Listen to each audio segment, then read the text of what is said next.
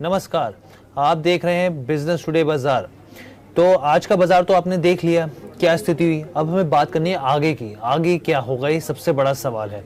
लोकसभा चुनाव 2024 में सरकार बनाने को लेकर अभी तस्वीर साफ होनी बाकी है, लेकिन एक बात पूरी तरीके से साफ हो चुकी है कि इस बार किसी भी दल को अपने बल पर बहुमत नहीं मिलेगा। साल 2019 में बीजेपी ने अकेले बहुमत का आंकड़ा पार कर लिया था, यानी इस बार सरकार गठबंधन से ही बनती दिख रही है। क्योंकि देखिए, अगर आप आंकड़ा आपके सामने स्क्रीन पर, एनडीए 294 के आसपास है, इंडी गठबंधन जो है 231 के आसपास है और अदर्स जो है वो 18 के आसपास है। उसके बाद अगर आप देखें यहाँ पर, तो अभी स्थिति पूरी तरीके से साफ नहीं हुई है, जिसका असर बाजार पर आपको देखने को मिला। करीब 30 लाख करोड़ मार्केट कैप है, साफ होता हुआ दिखा। अब यहाँ पर तीन सिनेरियो जो है, तीन परिस्थिति समझनी बहुत जरूरी है, क्योंकि ये परिस्थिति ही शेयर मार्केट में आगे की दशा और दिशा तय करेगी। साथ ही इस शो में हम आपके मन में उठने वाले हर एक सवाल का जवाब लेने की कोशिश करेंगे। और चर्चा में इस बार हमारे साथ जो जुड़ रहे हैं, मार्केट एक्सपर्ट रवि सिंह जी जुड़ रहे हैं और साथ ही अंकुर जी जुड़ रहे हैं। आप दोनों का बहुत बहुत स्वागत है यहाँ पर।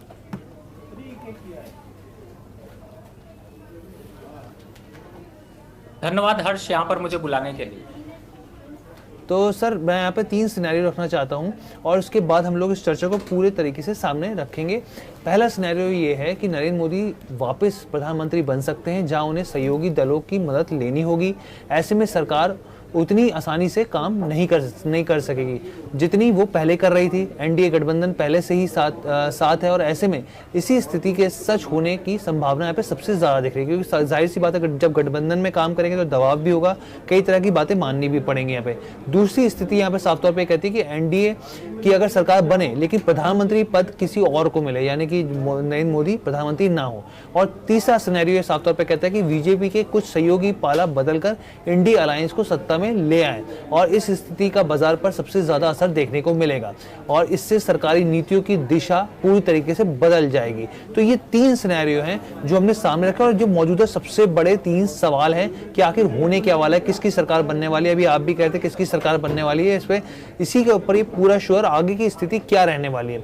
तो मैं आपसे पूछना चाह रहा हूँ, आपको क्या सिनेरियो दिख रहा है और उससे बाजार पर किस तरीके का असर देखने को मिल सकता है यहाँ पर। देखिए हर्ष जी, आपकी पूरी बातों से और आज पूरे दिन चैनल पे सब चीजें देखने से ये समझ में आ रहा है कि सबसे ज्यादा हलचल यहाँ पर चैनल पे ज्यादा दिखाई दे रही है। जहां तक अगर रुझानों की बात करें, रिजल्ट आने के बाद काफी हद तक क्लियरिटी यहाँ पर मिलेगी। अब ओवरऑल अगर देखा जाए तो बीजेपी के और एनडीए के, अगर पूरे एनडीए की बात की जाए तो ऑब्वियसली कि सबसे बड़ा हक उन्हीं का है और सरकार वही यहाँ पर बनाते हुए नजर आएंगे। जो उनको डर नजर आ रहा है, देखिए जो डर एनडीए के लिए आप सिनेरियो सोच रहे हैं, वही सेम डर आपको दूसरी साइड एनडीए में गठबंधन में भी देखने को मिल सकता है। यानी कि वहां से भी लोग तो जो है वो वापस एनडीए में शामिल हो सकते हैं या एनडीए के लोग उसमें शामिल हो सकते हैं। तो ये सिनेरियो रहेगा, लेकिन अभी जो मेजोरिटी यहाँ पर है, और एक जो मैं यहाँ पर एक आकलन जरूर बताना चाहूंगा। देखिए, जो बीजेपी का जो नारा था 400 पार, उसका जो निगेटिव यहाँ पर सबसे बड़ा दिखाई दिया वो ये दिखाई दिया कि 400 पार आ रहे हैं तो कुछ लोग वोट देने नहीं गए। कुछ लोगों ने ये भी एक आकलन लगाया कि अगर आएंगे तो कॉन्स्टिट्यूशन बदल देंगे। तो कहीं ना कहीं से ये उल्टा पड़ा और उसका असर आपको यहां पर नंबर्स में देखने को मिल रहा है। स्टॉक मार्केट ने कहीं ना कहीं से इन नंबर्स को नॉकआउट कर लिया। लेकिन आपको इंटरेस्टिंग फैक्ट यहां पर बताऊं अगर हर्ष जी एक बार को, तो मार्केट आप सिर्फ पीछे 3 महीने से अगर देखते हैं, जैसे आपने बताया 30 लाख करोड़ रुपए मार्केट से साफ हो गए, लेकिन मैं कहता हूं मार्केट को 1 जनवरी से अगर देखें तो आज भी मार्केट 0.67% यानी 1%, पौने 1% के आसपास प्लस है। बैंक निफ्टी में अगर आप देखते हैं तो वहां पर भी जो गिरावट के संकेत हैं वो सिर्फ 0.27% सेंसेक्स, और बैंक निफ्टी की बात करें तो 2 से 2.5% के बीच की गिरावट है।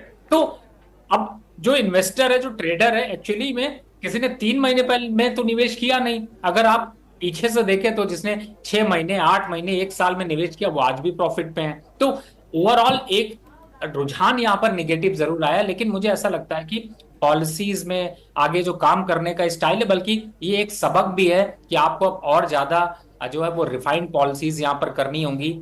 बहुत सी जो आपकी शायद कहीं ना कहीं से मनमानी का दोष लगा उसको भी ठीक करना होगा। बट मार्केट ये टेम्परेरी फेज है, सरकार किसी की भी बने, लेकिन मार्केट जितना गिरना था वो गिर गया।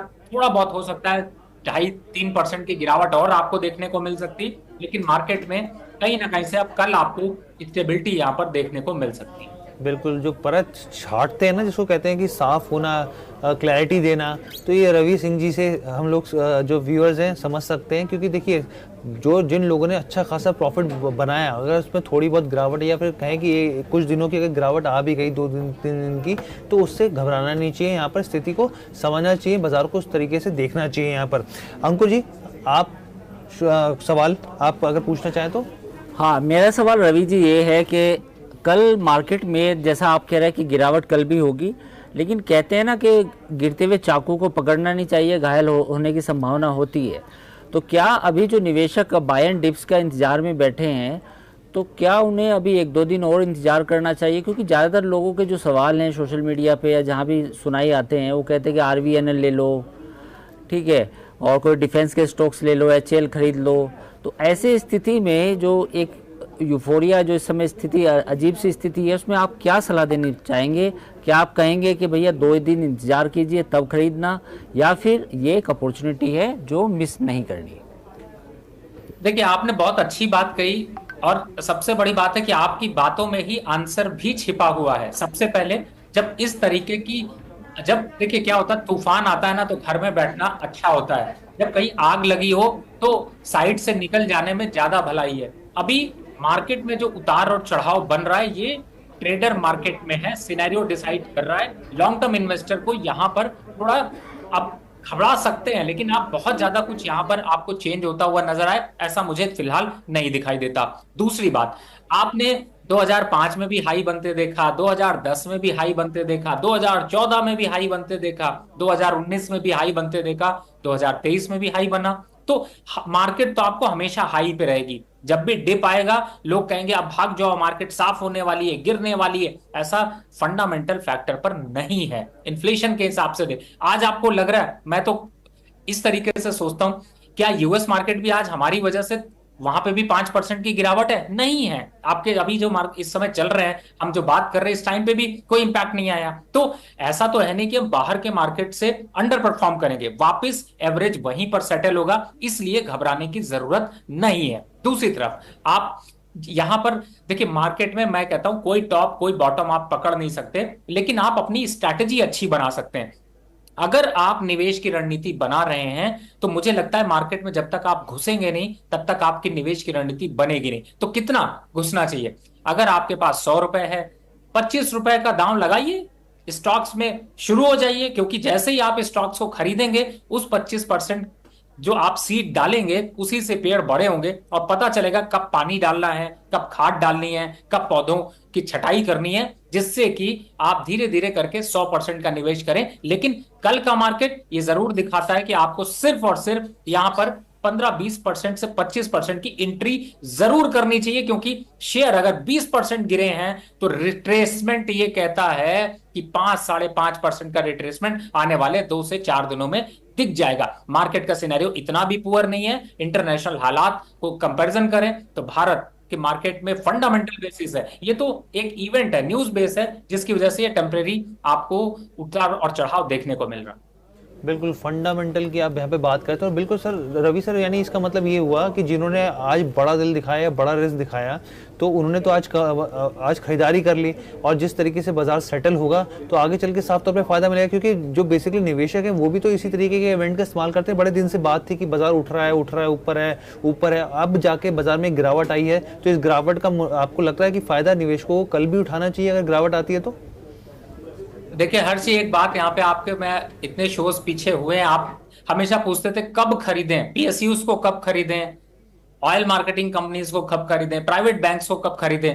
आप दिल पे हाथ रख के देखे तो बड़ा डर लगता था, लेकिन आज डर आपको मार्केट का लग रहा है, लेकिन मुझे आज ये एक तरीके से थोड़ी खुशी दिखाई दे रही, क्योंकि 16 करोड़ डीमैट अकाउंट हो चुके हैं, लोगों का रुझान बढ़ा है, और उनके लिए भी तो मौका ढूंढिए सर, उनको भी तो मौका मिलना चाहिए लोगों को इन्वेस्टमेंट करने का। तो पीएसयूज में कुछ चेंज होने वाला नहीं, फंडामेंटल फैक्टर वही रहेंगे, प्राइवेट कंपनीज उसी तरीके से रहेंगी, अर्निंग स्टेबल दिखाई दी है। तो ये टेम्परेरी असर नए इन्वेस्टर को लालच भी देगा। जिन लोगों ने इसका फायदा नहीं उठाया वो कभी नहीं उठा पाएंगे। तो मुझे ऐसा लगता है कि मैं इसीलिए ये नहीं कह रहा हूं कि आप पूरा कूद जाइए, आप 20-25% मतलब 100 रुपए आपकी पॉकेट में है और आप 20 रुपए 25 रुपए लगाएंगे तो आपका दिमाग चलता रहेगा, सही जगह पे इन्वेस्टमेंट की रणनीति बना पाएंगे और इस क्रैश का असली फायदा आप उठा पाएंगे। अदरवाइज आप देखते रह जाएंगे और फिर से वापस आपको अपॉर्चुनिटी निकलती हुई नजर आएगी। निकलती नजर आएगी। अच्छा सर, एक सवाल और है यहाँ पे, और मैं ये जो हमारे व्यूअर हैं निज़म कुरैशी, उन्होंने अडानी शेयर पे पूछा है सवाल, मैं इसी से जोड़ता हूँ। राहुल गांधी की पीसी हुई, उन्होंने ये बोला अभी कि आप समझिए कि मोदी गवर्नमेंट और अडानी स्टॉक्स आपस में कितने इंटर रिलेट हैं। अब यहाँ पर सरकार की सीटें कम होती दिखी तो अडानी स्टॉक्स भी नीचे गिरते हुए दिखे। मैं आपसे ये समझना चाहता हूँ कि अभी आपको, क्योंकि पीछे हमने देखा हिंडनबर्ग की खबर आई, उसके बाद से बाजार में अडानी स्टॉक्स में ऊपर नीचे बहुत ज़्यादा हाईली वोलेटाइल देखने को मिले, और खासकर बहुत सारे एक्सपर्ट्स जो हैं या फिर कई निवेशक भी इसको जोड़ते हुए देखते हैं इन दोनों को। अब मैं यहाँ पे समझना चाहता हूँ कि क्या अब यहाँ पर जिस तरीके से सीटें थोड़ी सी उस हिसाब से देखने को नहीं मिली, अडानी स्टॉक्स में अब बहुत सोच समझ के निवेश किया जाएगा या फिर करना चाहिए यहाँ पर फंडामेंटली आधार पे करना चाहिए यहाँ पर? हर्ष जी, मुझे इसको बताने के लिए मैं एक एग्जांपल यहाँ पर लेना चाहूंगा। पता नहीं मैं कनेक्ट कर पा रहा हूँ नहीं, लेकिन मेरे दिमाग में यही थॉट आया। करंट देखिए, जब 5 वोल्ट का होता है उसको टच करिए ना तो थोड़ा कम झटका लगता है, और जब वो 100 वोल्ट का होता है तो ज्यादा झटका लगता है। जब 240 वोल्ट का होता है तो आपको ऊपर से नीचे तक उछालकर फेंक देता है। जो इस समय स्टॉक मार्केट में, अब आप लालच देखिए आदमी का। कल जब अदानी के शेयर 15% बढ़े थे, अब स्ट्रैटेजिस्ट के हिसाब से अगर पूछिए तो मैंने यही कहा कि भैया पैसा खाली कर लो। बैंक में 7% का रिटर्न आपको पूरे एक साल में नहीं मिलता है, एक दिन में 15% का रिटर्न मिल रहा है। लालच की भी कोई सीमा होनी चाहिए। अगर आप लालच में बने रहेंगे तो यही हाश आपको देखने को मिला कि लड्डू आया तो मुंह में नहीं गया, गिर गया, खाने जा रहे थे। तो यहां पर ये स्ट्रैटेजी बिल्कुल नहीं होनी चाहिए। पहला, जब इस तरीके से एब्रप्ट अप ट्रेंड दिखेगा तो वो सेटल आके जीरो पे ही करेगा, यानी कि वापस अपने मीन को रिवर्ट करेगा। दूसरा, अदानी के ग्रुप के शेयरों में देखिए ये उतार और चढ़ाव हमेशा बनता रहेगा, क्योंकि उनका सीधा रिलेशन यहां पर बीजेपी एनडीए के साथ जोड़ा जाता है। जब भी इस तरीके की किसी ऑर्गेनाइजेशन का डायरेक्ट रिलेशन जब किसी पार्टी से जोड़ा जाता है तो उसके शेयर में उतार और चढ़ाव दिखता है। मैं एक और एग्जांपल यहां पर आपको याद दिलाऊं, सन टीवी भी एक सबसे बड़ा एग्जांपल है, जिसे कि आप अगर हिस्ट्री में देखिए, जब इलेक्शन होता है तो उसमें 20% का सर्किट और 20% का डाउनफॉल देखने को मिलता है। यहां पर अदानी ग्रुप के ऐसे ही हाल है।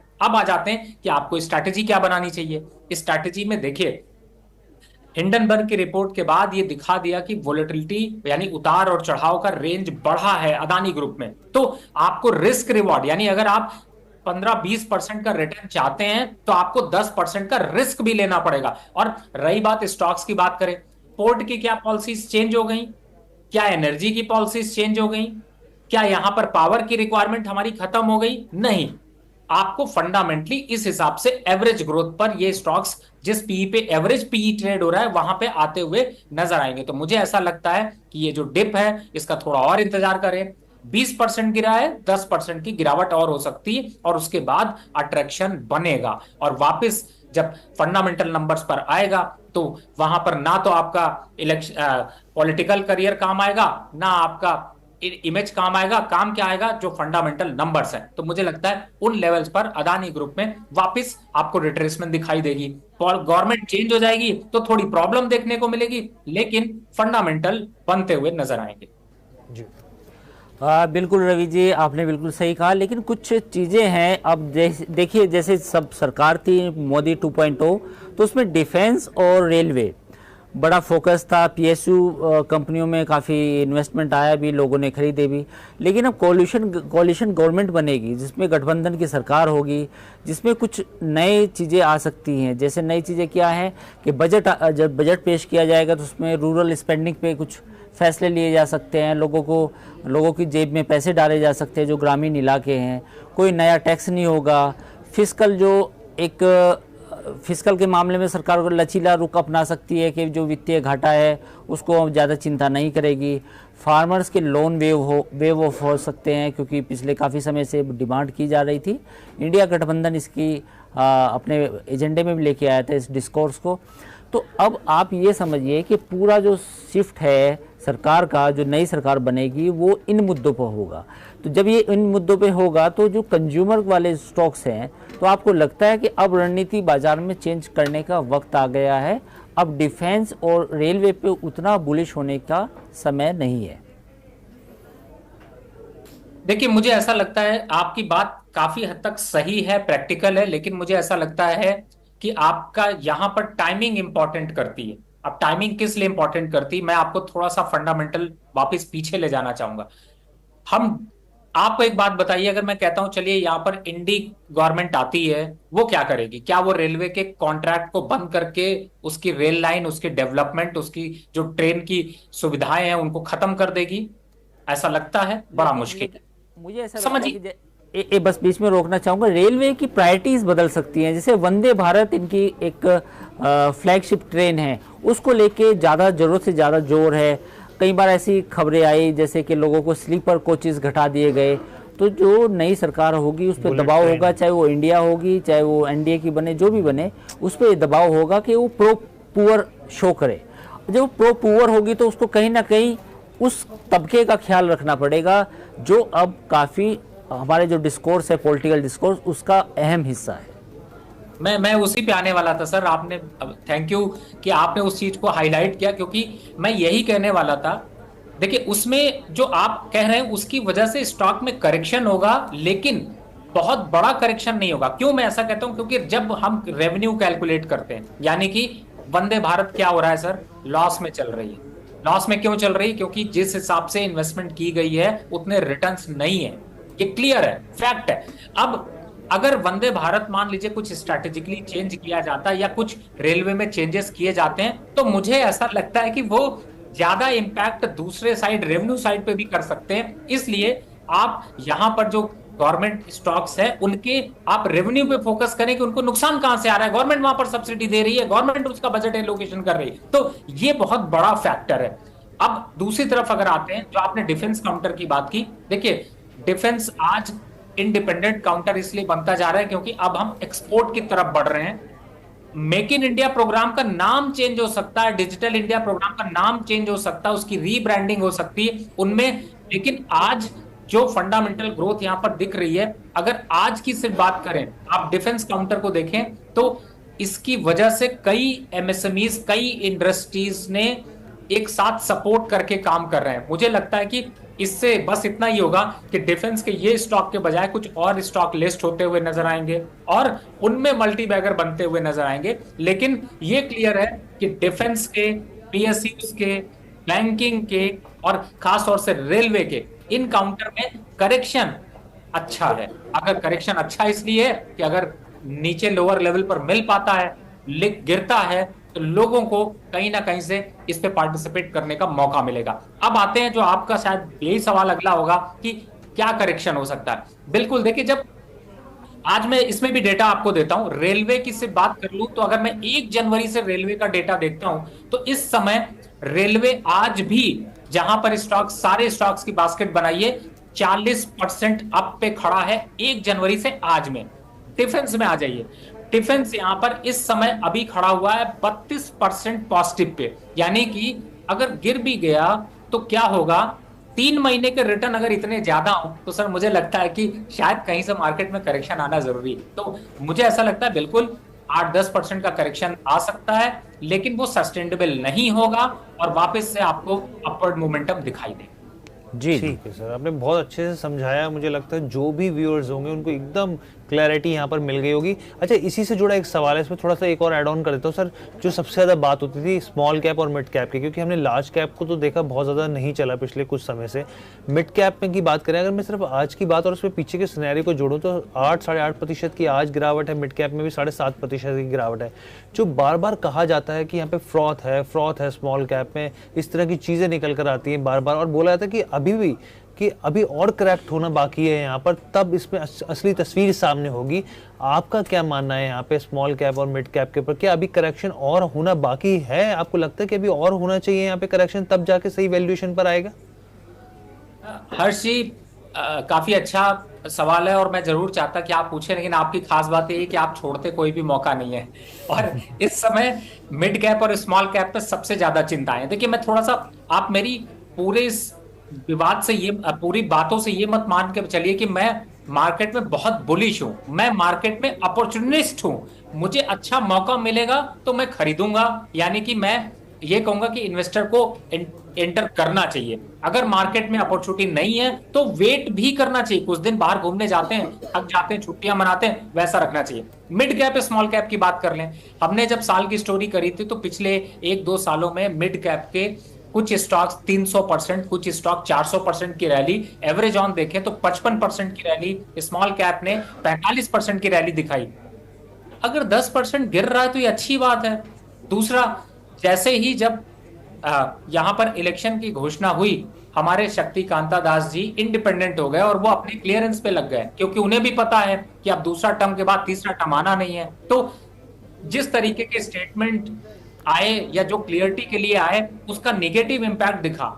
म्यूचुअल फंड पे रोक लगाना, दूसरी तरफ स्टेटमेंट देना कि रिस्क है, ये स्टेटमेंट तभी आपको नजर आते हैं जब कोई अपने आप को क्लीन करने में लगा हो। गवर्नमेंट कंटिन्यू कर रही होती तो हिम्मत नहीं पड़ती। तो इस तरीके की चीजें जो है ना, वो एक मार्केट में पैनिक क्रिएट करती हैं, उसकी वजह से एक गिरावट भी देखने को मिली। लेकिन मुझे लगता है मिड कैप और स्मॉल कैप में सोच समझकर निवेश करें। मैंने आपको बताया था और फिर बताता हूं, जिन स्टॉक्स में अभी, जैसे पूरे स्टॉक्स अभी आपको गिरावट दिख रही है, लेकिन कई ऐसे स्टॉक्स हैं जो पुल बैक करेंगे, जिनके फंडामेंटल अच्छे नहीं है। आप बिलीव करिए, जिस स्टॉक ने आपको पिछले 1-1.5 साल से प्रॉफिट नहीं दिया या नुकसान में था, अभी थोड़ा कम नुकसान दे रहा है, उन सब से विदाई ले लीजिए। अगर विदाई नहीं लेंगे तो वही स्टॉक्स आपको पूरा का पूरे पोर्टफोलियो का प्रॉफिट भी खाते हुए नजर आएंगे। तो मुझे लगता है अगर आपके प्रोग्राम को कोई फॉलो कर रहा है, जाके रिव्यू करे, ये सब देखने की कोशिश ना करे सरकार क्या बन रही, जो बन रही है उसके लिए बाद में बहुत चीजें हैं आपके पास, लेकिन आपके प्रोग्राम से ये समझने की कोशिश करें कि उसके पोर्टफोलियो में बहुत अहम चिंतन करने की जरूरत है। ठीक है सर, एक चीज़ और भी है यहाँ पे। पहले मैं अपने जो भी व्यूअर्स हमारे साथ जुड़ रहे हैं उनको धन्यवाद करूँ कि आप लोग हमारे साथ बहुत अच्छी संख्या में जुड़ रहे हैं, और हमारा शो आता है करीब 3:35 के आसपास। आप उसको रोज़ाना ज़रूर जुड़िए। शेयर मार्केट के पूरे घटनाक्रम को हम समझाते हैं, किस तरीके से आगे की रणनीति बनानी है, उसके ऊपर भी चर्चा करते हैं। रोज़ाना 3:35 के आसपास हम लोगों के साथ आप जुड़िए, और बिजनेस टुडे बाजार को लाइक शेयर सब्सक्राइब करना मत भूलिए। अब आपने बात करी सर सेक्टर की कि भाई कौन से सेक्टर नहीं चले। यहाँ पर एक सवाल है, यहाँ पे FMCG की मैं यहाँ पे बात कर रहा हूँ। आज का अगर आप पूरा बाजार का घटनाक्रम देखें, सिर्फ एक अकेला एक लौता FMCG है छोड़कर, बाकी जो तमाम सेक्टोरल इंडेक्स है उसमें तमाम में गिरावट देखने को मिली है। मैं यहाँ पे यही समझना चाहता हूँ सर, कितने लंबे वक्त से हम लोगों को FMCG स्टॉक्स में दबाव देखने को मिला है यहाँ पर, इसके पीछे के कई कारण रहे हैं यहाँ पर। लेकिन मैं यहाँ पे आप ये समझना चाहता हूँ कि आप इसके नज़रिए के हिसाब से देखें यहाँ पर, क्योंकि IT भी है यहाँ पर और FMCG भी है, प्राइवेट बैंक्स भी हैं यहाँ पर, जो पिछले एक लंबे अंतराल से हम लोग देखें तो बहुत ज़्यादा इनमें कुछ देखने को मिला नहीं है। आपके हिसाब से वो कौन से सेक्टर्स हैं जहाँ पर देखने की ज़रूरत है? देखिए हर्ष जी, आज आप लग रहा है पूरा का पूरा जो है वो गहन चिंतन करवाने वाले हैं। पूरा का पूरा पोर्टफोलियो आप पूरा निकलवा के रखेंगे। और इस समय मैं आपको बताऊं, एक देखिए मैं स्टैटिस्टिक्स के साथ बात करता हूं। निफ्टी और निफ्टी के साथ अगर कोरिलेशन देखते हैं तो आपको हमेशा FMCG, फार्मा और दूसरे स्टॉक्स के कंपैरिजन में इनका कोरिलेशन हमेशा उल्टा चलता है। यानी मार्केट में अगर बड़ी गिरावट आएगी तो सारा इन्वेस्टर इसकी तरफ भागेगा, और अगर मार्केट अप ट्रेंड में रहेगा तो ये थोड़ा धीरे धीरे चलते रहते हैं, बहुत बड़ा अग्रेसिव नहीं दिखाई देता।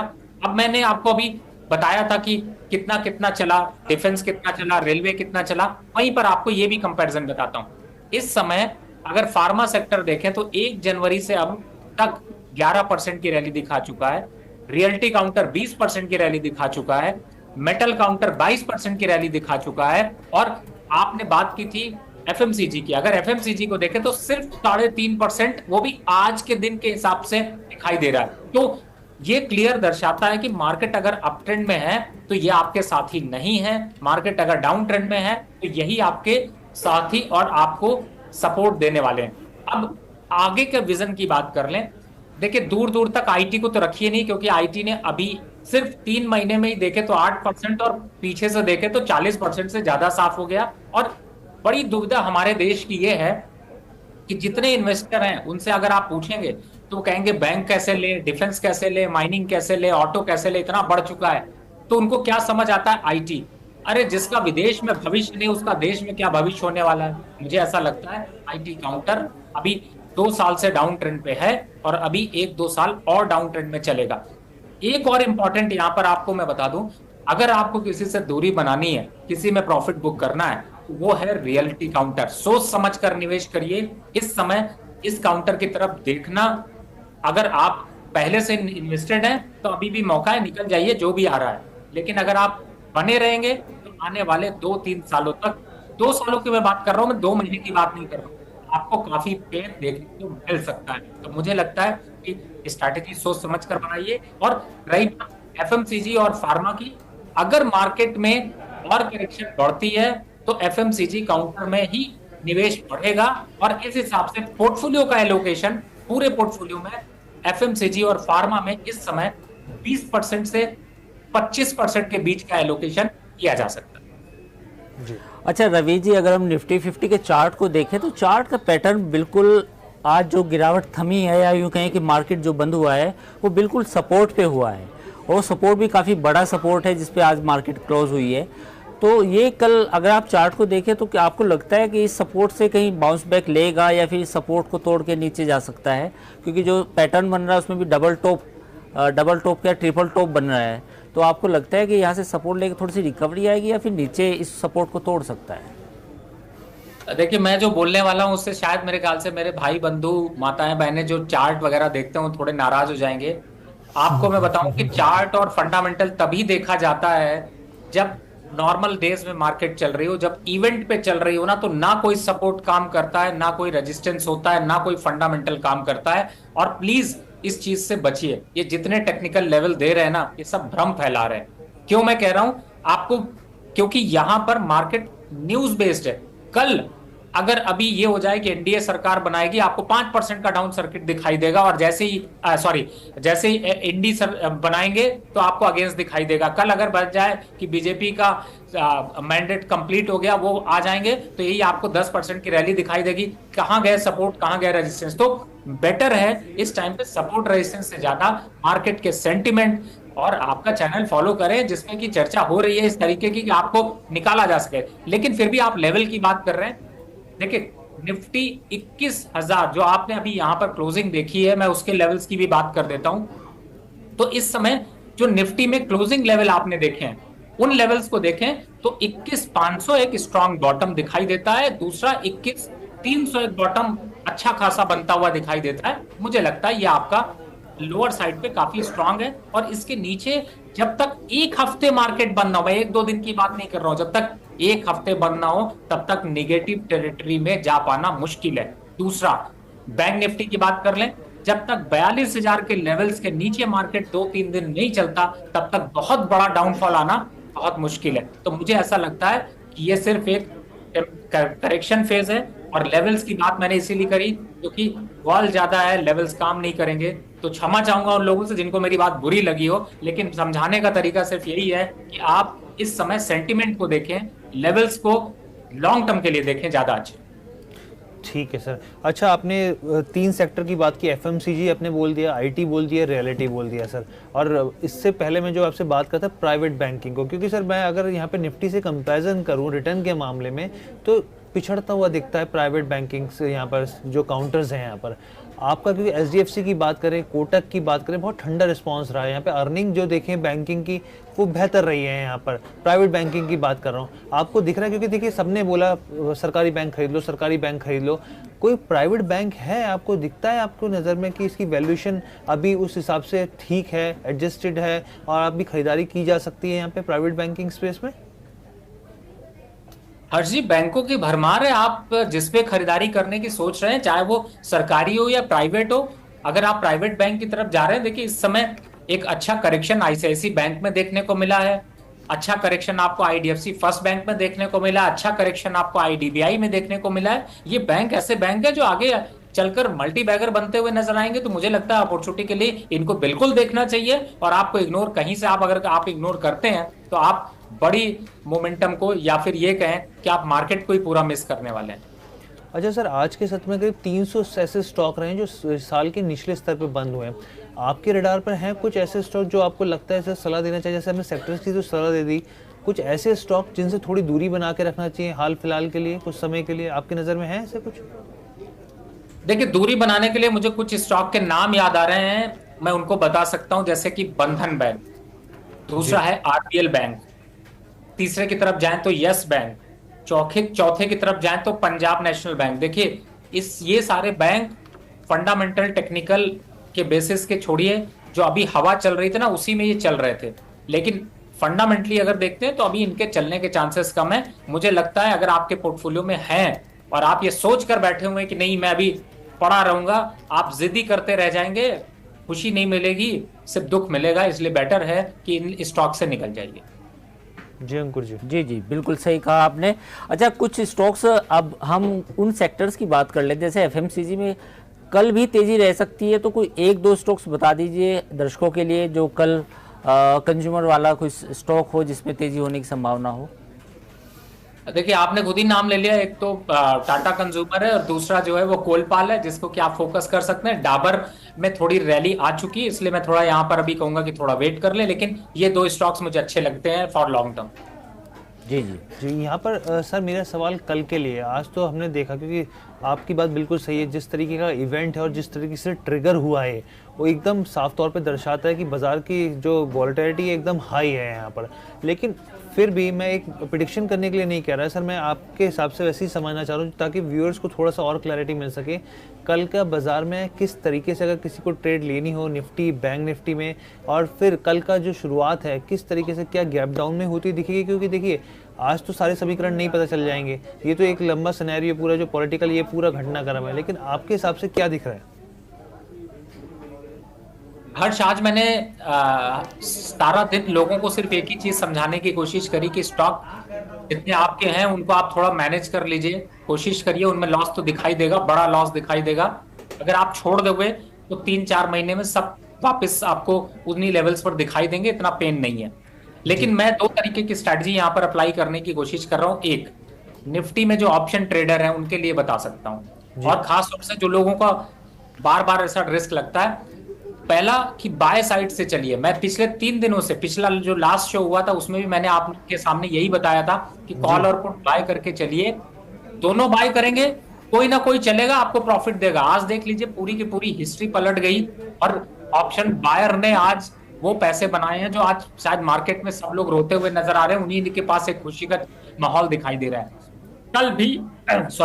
कल भी निफ्टी के, चूंकि जिस तरीके से ऑप्शन है उनके, जिनके 100 रुपए के प्रीमियम ट्रेड हो रहे हैं उनको फोकस करिए, यानी कि 100 रुपए का कॉल, 100 रुपए का पुट, उनको फोकस करिए, उनको लेकर चलिए। मार्केट में जब भी उतार और चढ़ाव होगा, स्टॉप लॉस और टारगेट के हिसाब से बताऊं तो जो 100 रुपए का अगर आप देख रहे हैं उसको नजर में पहले आप स्क्रीन पे लगा लीजिए। उसके बाद जब वो 80 रुपए के पास आ जाए तो उनमें से कोई भी जो पहला हो उसको बाय कर लीजिए। 20 रुपए का स्टॉप लॉस डालिए, 130 140 आए, उल्टा करके कॉल साइड है तो पुट साइड चले जाइए, पुट साइड है तो कॉल साइड चले जाइए। आराम से जॉबिंग करते रहिए, आपका पोर्टफोलियो टनाटन बढ़िया प्रॉफिट देता रहेगा। दूसरा, स्टॉक्स की बात कर लेते हैं। देखिए, पीएसयूज में जिस तरीके से करेक्शन हुआ है, ब्लड बाथ कहते हुआ है, वो ब्लड बाथ आपको रिवर्सल दिखाई देगा। और कब तक दिखाई देगा? कल की तो मैं मार्केट में कह सकता हूं कि कल डिप भी दिखाई देगा और वापस अपवर्ड भी दिखाई देगा, इसलिए आप दोनों चीज के लिए तैयार रहिए। मैं लेवल से यहां पर अभी नहीं दे रहा हूं, समझाने की कोशिश कर रहा हूं कि डिप भी दिखाई देगा और डिप से रिवर्सल भी दिखाई देगा, यानी कि मार्केट वापस अटेंटिव आ जाएगा पॉजिटिव की तरफ। दूसरा, यहां पर जिन करेक्शन पे आप उम्मीद कर रहे थे स्टॉक्स को लेने की, उनका फोकस ज्यादा रखिए, लगा कर रखिए, उन पे आप स्ट्रैटेजी बनाइए। और तीसरा जो सबसे इंपॉर्टेंट है कि बजट तक मार्केट वापस सुधर जाएगा, नई गवर्नमेंट बनेगी, उसके बाद ही आपको अपना पोर्टफोलियो जरूर रिव्यू करना है। और हर चीज, अगर बजट के बाद जो गिरावट आएगी ना वो नहीं संभलेगी, उसमें संभलना मुश्किल है। तो मुझे लगता है इन पॉइंट्स को ध्यान रखते हुए स्ट्रैटेजी बनाएं, ज्यादा अच्छा है। ठीक है रवि जी, जाते जाते ये भी बता दीजिए कि सरकार किसकी बनने वाली है? देखिए थोड़ा सा अगर मैं इसको ये कहूं तो वो सबको दिखाई दे रहा है, और मुझे ऐसा कहीं से भी नहीं लगता है कि यहाँ पर एनडीए जो है वो सरकार नहीं बनाती हुई नजर आएगी। फिलहाल जिसका पलड़ा भारी है वही बनाएगा। ठीक है, एक आखिरी सवाल मेरा सर, फिर हम लोग आपसे इजाज़त लेंगे। हालांकि आपसे तो मन करता है कि लंबी चर्चा करते रहिए, क्योंकि आप जितनी जानकारी देते हैं तो लगता है हर बार कि ये कम पड़ रही है यहाँ पर। अच्छा, एक सवाल यहाँ पर ये है कि पिछले 10 साल का हम लोग सेक्टर वाइज में एक रिसर्च देखी थी यहाँ पर, तो कंज्यूमर ड्यूरेबल जो है उसने सबसे ज़्यादा रिटर्न दिया है इस सेक्टर में, और जो सबसे कम रिटर्न दिया है जिसने, वो है टेलीकम्युनिकेशन। यहाँ पे जो टेलीकॉम से जुड़े सेक्टर्स हैं, यहाँ पर स्टॉक्स की बात की जाए, आपका क्या स्थिति दिख रही है सर अब आने वाले 5 सालों के लिए, कि क्या कौन से ऐसे सेक्टर हैं जो आगे अब निकल कर आएंगे? क्योंकि देखिए यहाँ पे कंज्यूमर ड्यूरेबल की जो स्थिति देख ली 10 साल के अंदर, और हमने यहाँ पे ये भी देखा टेलीकम्युनिकेशन को लेकर, अब कौन से नए सेक्टर आपको दिख रहे हैं आने वाले 5 सालों के लिए, कौन सी थीम हो सकती है? देखिए टॉप पे अगर देखा जाए तो आगे 5 सालों में पावर सेक्टर, बैंकिंग, और यहाँ पर ओवरऑल अगर देखते हैं तो ऑटो इंडस्ट्री, ये 3 सेक्टर मुझे काफी अग्रेसिव दिखाई देते हैं। और जो भरोसा दिखाता है, जो दुख में भी साथ देता है, वो होगा आपका माइनिंग सेक्टर।